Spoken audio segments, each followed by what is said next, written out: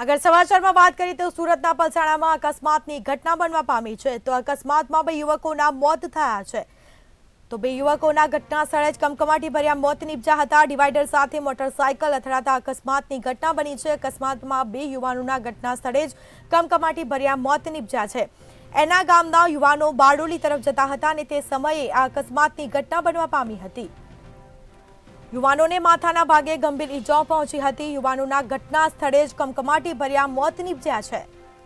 તો સમાચાર સુરતથી સામે આવી રહ્યા છે સુરતના પલસાણામાં અકસ્માતમાં બે યુવકોના મોત થયા છે જેમાં ડિવાઈડર સાથે મોટરસાયકલ અથડાતા અકસ્માત સર્જાયો હતો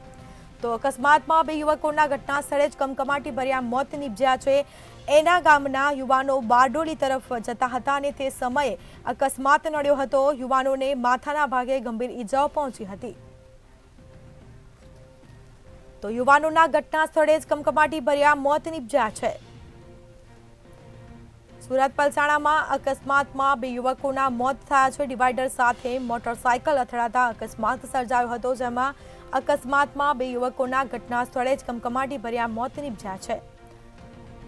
તો એના ગામના યુવાનો બારડોલી તરફ જતા હતા અને તે સમયે અકસ્માતની ઘટના બની હતી આ સીધા દ્રશ્યો સામે આવ્યા છે